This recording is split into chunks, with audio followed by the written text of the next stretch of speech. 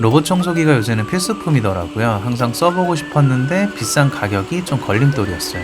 40만원도 안 되는 가격에 물걸레 기능까지 포함되어 있고 또 종종 할인도 하는 제품이라 제가 코스트코에서 눈독 들이고 있었던 에코백스 로봇 청소기 광고가 들어왔습니다. 제가 한 달 동안 쓰면서 느낀 점을 장단점 위주로 솔직하게 알려드릴게요.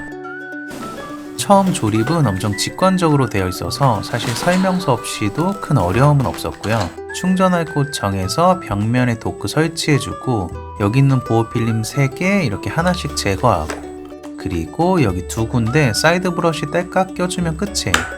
여기 있는 전원 버튼 누르면 자동 청소 바로 가능한데 청소를 시작합니다. 앱을 받으면 유용한 기능이 아주 많기 때문에 무조건 추천드리고 부모님 폰에도 하나씩 어플 깔아드렸더니 금방 적응하시고 또 아주 잘 쓰시더라고요. 어플 받아서 여기 파란 버튼 누르시면 자동 청소 시작하면서 이렇게 지도까지 스스로 만들고요. 청소 동선은 이 지도에 이렇게 표시됩니다. 원하는 구역만 설정해서 청소도 가능한데요. 가끔 중요한 물건이 있거나 짐이 너무 많은 방은 청소 금지 구역으로 해놓고 저는 하루 종일 요리 촬영 후에 부엌만 지정해서 따로 청소시키니까 이게 너무 좋더라고요. 또 필요할 경우 외부에서 집에 도착하기 전에 미리 청소를 시켜 놓을 수도 있어요. 처음엔 이런 것들을 다 쓸까 했었는데 유용한 기능이 참 많더라고요. 자, 그러면 청소를 제대로 하는지 한번 보여드릴게요. 우선 흡입력은 2600파스칼로 쇠고슬까지 흡입 가능한 정도예요. 이렇게 가벼운 고춧가루부터 부엌에 자주 흘리는 쌀 그리고 콩까지 다 해봤는데 흡입력은 걱정 안 하셔도 좋습니다. 저는 원래 쓰던 청소기보다 좀 나은 것 같기도 하더라고요. 흡입력은 최대 4단계까지 앱에서 이렇게 조절 가능해요.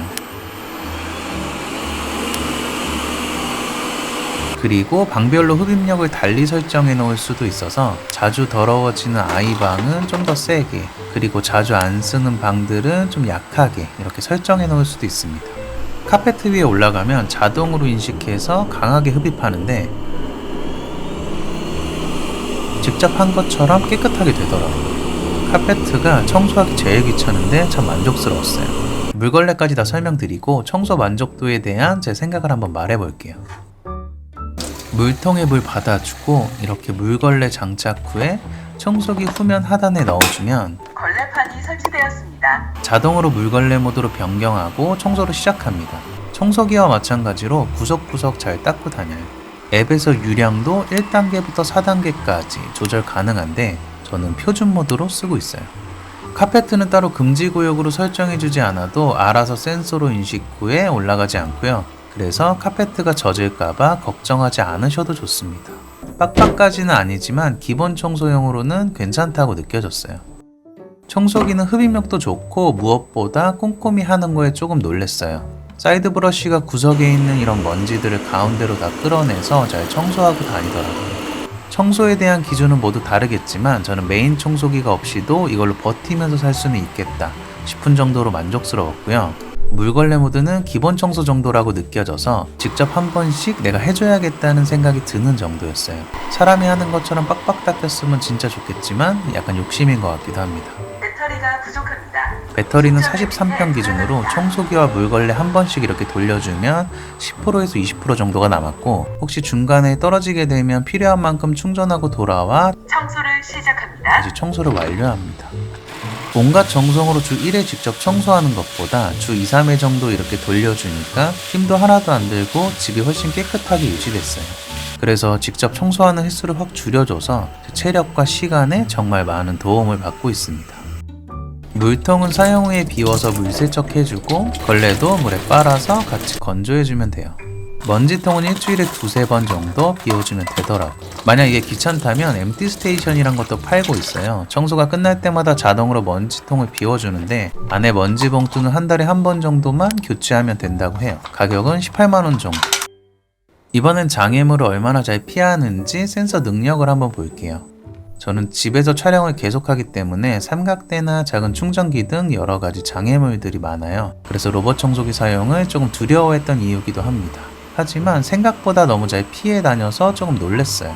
타사의 LDS 센서보다 4배 높은 인식률의 DTOF 센서로 스캔하기 때문에 삼각대를 여러 개 겹쳐 세워놔도 전혀 문제가 없었고, 로봇 청소기가 힘들어한다는 빨랫대도 올라타는 일이 거의 없었어요. 그래서 이런 작은 것들로도 테스트 해봤습니다.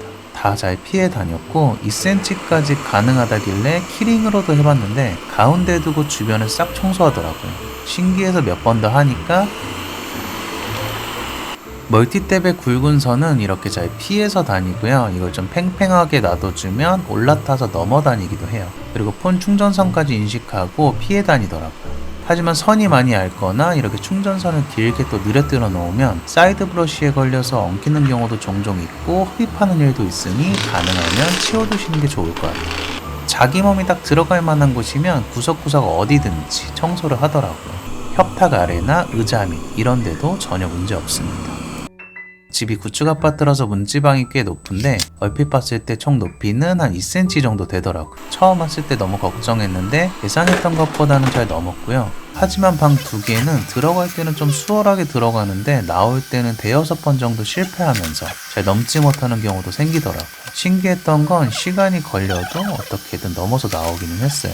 실패 확률을 줄여주고 좀 충격도 덜 갔으면 하는 마음에 문지방을 살짝 보완해 봤는데 실리콘으로 경사로도 만들어주고 문풍지 같은 것도 붙여서 높이도 좀 올려줬어요. 효과는 10%, 20% 정도로 좀 미미했고, 그래서 마찰을 줘보기로 하고 미끄럼 방지 시트도 한번 붙여봤는데 보시다시피 많이 좋아졌어요.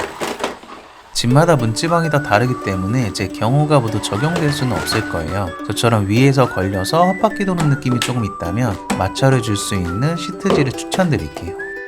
처음 써보는 로봇 청소기예요. 로봇 청소기가 사람만 하겠냐는 왠지 모를 불신과 또 비싼 가격으로 망설이는 저 같은 분들에게 저렴한 가격으로 좋은 성능을 가지고 있는 에코백스 M8 프로는 입문용으로 확실히 매력 있는 제품이 아닐까 합니다. 간혹 헤매는 경우도 있지만 모두 이해 가능한 정도의 수준이고 예상했던 것보다 센서도 예민하고 청소도 꼼꼼히 잘 돼서 만족하면서 쓰고 있어요.